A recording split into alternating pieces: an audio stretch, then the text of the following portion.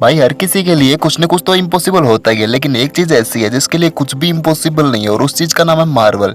जैसे मार्वल के डिक्शनरी में तो कुछ इम्पॉसिबल नाम की कोई चीज नहीं हो। मतलब मार्वल वाले जो सोचते हैं वो तो करते ही है, लेकिन वो जो नहीं सोचते वो भी कर डालते हैं, और जो हम नहीं सोचते वो भी मार्वल वाले कर डालते हैं। मतलब क्या कहूँ मैं आपको, अनबिलीवेबल, अनइमेजिनेशन। जो हम सोचते हैं वो होता नहीं है, लेकिन जो हम नहीं सोचते हैं वो हो जाता है। इस चीज़ का नाम है मार्वल। मतलब मार्वल कुछ भी कर सकता है। मैं हमेशा सिर्फ दो चीज़ों के बारे में सोचता रहता हूँ। एक तो ये कि मार्वल की नई अपडेट कब आएगी, और दूसरी है कि मेरे सब्सक्राइबर्स कब बढ़ेंगे। मार्वल की मूवीज और वेब सीरीज बढ़ चुकी है बहुत ज़्यादा। हर दिन कोई कोई मार्वल की मूवी या फिर वेब सीरीज आती रहती है, लेकिन हमारे सब्सक्राइबर्स नहीं बढ़ रहे। भाई जल्दी जल्दी यूट्यूब चैनल को सब्सक्राइब करो। So guys, without waste of time चलते हैं अपनी वीडियो की तरफ।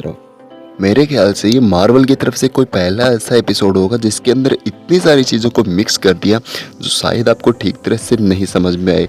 मतलब कई सारी चीज़ें एक ही मूवी जो है उसी के अंदर कई सारी डिफरेंट चीज़ों को मिक्स करके इसे कुछ इस तरह से बनाया गया है, मतलब आपको शायद ठीक तरह से समझ में नहीं आए। स्टोरी लगभग सेम ही है, लेकिन काफ़ी सारी डिफरेंट चीज़ों को इसके अंदर मिक्स किया गया है। व्हाट इफ के इस सीजन के पहले एपिसोड की शुरुआत में हमें वाचर्स की आवाज़ सुनाई देती है, जो कि हमें काफ़ी सारी चीज़ें बता रहा होता है, जैसे कि मल्टीवर्स में इन्फिनिटीज पॉसिबिलिटीज हो सकती है। उसके बाद हमें दिखाया जाता है कि हाइड्रा कैसे वर्ल्ड के ऊपर कब्जा कर रहा था, और रेड स्कल के बारे में बताया जाता है। मतलब वही सेम मूवी की तरह सारी चीज़ें सेम थी, और स्टीव रोजर को सुपर सोल्जर सीरम देने की तैयारी की जा रही थी। कहानी लगभग कैप्टन अमेरिका जैसी ही थी, लेकिन यहाँ पर कुछ थोड़े से चेंज कर दिए गए हैं। जैसे कि मूवी के अंदर तो पेगी कार्टर को केबिन के अंदर भेज दिया गया था, लेकिन यहाँ पर पेगी कार्टर जो थी वो केबिन के अंदर नहीं गई थी, बल्कि वो तो यहीं पर रह जाती है जहाँ पर हमारे कैप्टन अमेरिका स्टीव रोजर को सुपर सोल्जर सीरम देने की तैयारी की जा रही थी। लेकिन वो यहाँ पर रहने के बाद देखती कि यहाँ पर एक बंदा जिसके पास कुछ लाइटर जैसा कुछ होता है, वो उसे ब्लास्ट करने वाला था। वो उसे रोकना चाहती थी, लेकिन तब तक बहुत देर हो चुकी थी। उस बंदे ने ब्लास्ट कर दिया। उसके बाद वो उस बंदे का पीछा करती है और उसे गोली मार देती है। दूसरी तरफ स्टीव रोजर को भी गोली लग चुकी थी। अब Steve Roger super soldier serum लेने के लिए मशीन के अंदर नहीं जा सकता था, क्योंकि उसे गोली लग चुकी थी। तो फिर जनरल ने स्टार्क को जाने के लिए कहा, लेकिन हावर्ड स्टार्क भी मशीन के अंदर जाने के लिए मना कर देते हैं।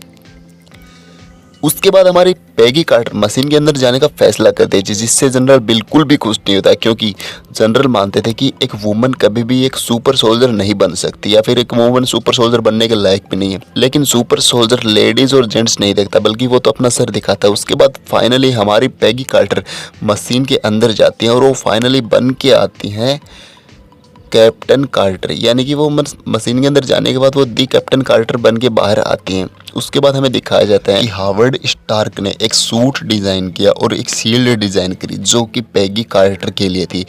उस सूट को पहनने के बाद और शील्ड को धारण करने के बाद में पेगी कार्टर बन जाती है रियल कैप्टन कार्टर। उसके बाद हमें दिखाया जाता है कि कैप्टन कार्टर कुछ सोल्जर्स पर हमला करती है, और वो डॉक्टर अर्निम जोला से टेजरेक्ट छीन लेती है, और उसके बाद वो उसे जेल में बंद करवा देती है। उस टेजरेक्ट को देखकर हावर्ड स्टार्क बोलते कि मैं इस टेजरेक्ट से कुछ बना सकता हूँ। उसके बाद हावर्ड स्टार्क उस टेजरेक्ट की मदद से एक सूट बनाता है, जो कि आयरन मैन के सूट यानी कि मार्क 1 से सिमिलर होता है, थोड़ा थोड़ा मार्क 1 जैसा ही होता है। लेकिन आप ये सुनकर चौंक जाओगे कि स्टीव रोजर के इस सूट को जिस चीज़ से पावर मिलती थी वो था टेजरेक्ट, यानी कि इस सूट को टेजरेक्ट से पावर मिलती थी। उसके बाद हमें दिखाया जाता है कि हमारी कैप्टन कार्टर कुछ बेसेस के ऊपर हमला करके बकीबांस और हाउलिंग कमांडोज को वहाँ से छुड़वाती है। और यहीं पर हमें सबसे पहली बार स्टीव रोजर का वो सूट जिसे उसे हावर्ड स्टार्क ने तैयार करके दिया था, उस सूट के अंदर हमें स्टीव रोजर्स दिखाई देते हैं। और ये सूट जो था ये आयरन मैन के मार्क 1 से बेटर सूट था, थोड़ा तो बेटर था। लेकिन यहाँ पर इस सूट का नाम आयरन मैन नहीं, बल्कि इस सूट का नाम था हाइड्रा स्टॉम्पर। इस सूट की मदद से स्टीव रोजर और पेगी कार्टर ने हाइड्रा के कई सारे बेसेस पर हमले किए और उसे बर्बाद कर दिया। उसके बाद फिर कैप्टन कार्टर की टीम को पता चलता है रेड स्कल के बारे में, जो कि एक ट्रेन के अंदर होता है। उसके बाद कैप्टन कार्टर की टीम जाती है उस ट्रेन के अंदर रेड स्कल को पकड़ने के लिए। लेकिन जब वो वहाँ पर जाते हैं, जब हाइड्रा स्टॉम्पर नाम का सूट पहनकर स्टीव रोजर ट्रेन के अंदर जाता है, तो वो अंदर जाने के बाद देखता है कि वहाँ पर कोई भी रेड स्कल नहीं, बल्कि वहाँ पर तो कुछ बॉम्ब्स लगे हुए थे। उसके बाद वो पेगी कार्टर को बोलता है कि तुम फौरन यहाँ से चले जाओ। उसके बाद देखते ही देखते पेगी कार्टर और उसकी टीम के आगे वो ट्रेन बहुत तेज़ी से ब्लास्ट होती है। ब्लास्ट के अंदर जो स्टीव रोजर होता है वो पहाड़ के अंदर यानी कि बर्फ़ के पहाड़ के अंदर वो दब जाता है पेगी कार्टर की आंखों के सामने। और वो उसे चाहकर भी बचा नहीं सकती। लेकिन पेगी कार्टर को अपना मिशन कंप्लीट करना चाहता था। उसके बाद पेगी कार्टर बहुत ज़्यादा दुखी तो हो गई, लेकिन वो अपना मिशन कंप्लीट करने में लगी हुई थी। उसके बाद जो पेगी कार्टर होती है वो अर्निम जोला के पास जाती है रेड स्कल की लोकेशन पूछने के लिए। लेकिन डॉक्टर अर्निम जोला जो होता है वो रेड स्कल की लोकेशन बताने के लिए मना कर देता है। उसके फ़ौरन बाद हमें एक सीन दिखाया जाता है जिसके अंदर पेगी कार्टर बताती है कि उसे डॉक्टर अर्निम जोला ने रेड स्कल की लोकेशन बता दी है। उसके बाद वो सभी डॉक्टर अर्निम जोला की जो बताई हुई लोकेशन या फिर रेड स्कल की लोकेशन पर पहुंचते हैं। लेकिन जब वो वहां पर पहुंचते हैं तो देखते हैं कि जो रेड स्कल होता है वो उस टेजरेक्ट की मदद से, यानी कि रेड स्कल को यहाँ पर देखो मैं आपको बता देता हूँ कि यहाँ पर रेड स्कल को टेजरेक्ट मिल चुका था। अब यहाँ पर रेड स्कल को टेजरेक्ट कैसे मिला मैं आपको बता देता हूँ। जब स्टीव रोजर बर्फ के पहाड़ के अंदर दब गया था तब उसको वहाँ से रेड स्कल ले जाता है, और जब उसे रेड स्कल ले जाता है तो वो उस टेजरेक्ट को उस हाइड्रा स्टॉम्पर नाम के जो सूट से अलग कर देता है और स्टीव रोजर को भी उस सूट से अलग कर देता है। उसके बाद उस टेजरेक्ट को हाइड्रा स्टॉम्पर सूट से अलग करके उस टेजरेक्ट की मदद से वो एक अलग ही शायद मल्टीवर्स जैसा कुछ खोल देता है, मतलब एक अलग ही डायमेंशन को वो खोल देता है जिसके अंदर से एक क्रीचर जैसा बाहर आता है, जो ऑक्टोपस जैसा क्रीचर होता है वो बाहर आता है। रेड स्कल सोचता है कि उसने इस क्रीचर को अपनी मदद करने के लिए बुलाया, लेकिन देखते ही देखते जब पेगी कार्टर की टीम वहाँ पर पहुँचती है तो उनके सामने वो जो क्रीचर होता है ऑक्टोपस जैसा वो क्रीचर रेड स्कल को मार देता है। लेकिन आप लोगों ने सोचा भी नहीं होगा कि रेड स्कल जो होता है वो इतनी आसानी से मारा जाएगा।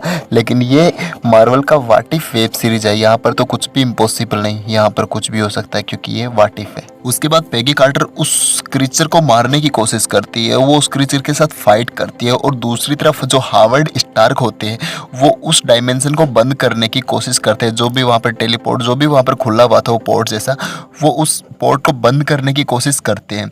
और वहाँ पर दूसरी तरफ जो स्टीव रोजर होते हैं वो अपने सूट को किसी तरह से थोड़ी सी पावर देकर पेगी कार्टर को बचाने के लिए आते हैं, लेकिन जब तक वो पहुँचते तब तक उनके सूट की पावर ख़त्म हो जाती है। उसके बाद जो कैप्टन अमेरिका, सॉरी हमारे स्टीव रोजर जो होते हैं, जो यहाँ पर कैप्टन अमेरिका तो नहीं होते हैं व्हाट इफ के अंदर, लेकिन वो पेगी कार्टर से पूछते हैं कि क्या तुमने मुझे मिस किया। तो उसके बाद पेगी कार्टर बोलती कि मैंने तुम्हें हर सेकंड मिस किया। उसके बाद उन सभी के देखते ही देखते वो पोर्ट बंद हो जाता है और वो यहाँ से जो हमारी पेगी कार्टर होती है टेलीपोर्ट होकर पहुंचती है 2012 के अवेंजर्स के पास। यहाँ पर जब वो टेलीपोर्ट होकर 2012 में थे तो वो अपने सामने पाती है निक फ्यूरी को। उसके बाद निक फ्यूरी के साथ होकाई खड़ा होता है। होकाई बोलता है कि ये तो पेगी कार्टर है। उसके बाद जो पेगी कार्टर होती है वो उनसे पूछती है कि स्टीव रोजर कहाँ पे है। तो उसके बाद निक फ्यूरी बोलते हैं कि the war ended almost 70 years ago, मतलब जो युद्ध होता है वो 70 साल पहले खत्म हो चुका होता है। उसके बाद हमें फिर से दिखाए जाते हैं द वाचर, सॉरी एक वाचर हमें दिखाया जाता है। उसके बाद वो वाचर जो बोलता है कि मैं इन सब स्टोरीज को सिर्फ देख रहा होता हूँ लेकिन मैं कुछ करता नहीं, वो सिर्फ देख रहा होता है क्योंकि वो होता है वाचर। उसके बाद यहीं पर हमारे जो पहले सीजन का पहला एपिसोड जो होता है व्हाट इफ का वो यहीं पर खत्म हो जाता है। लेकिन अपनी मुलाकात यहाँ पे खत्म नहीं होनी चाहिए भाई, जल्दी से भाई का YouTube channel super Indian subscribe कर दो ताकि फिर मुलाकात हो मार्वल की किसी एडवेंचर एक्शन जर्नी पर।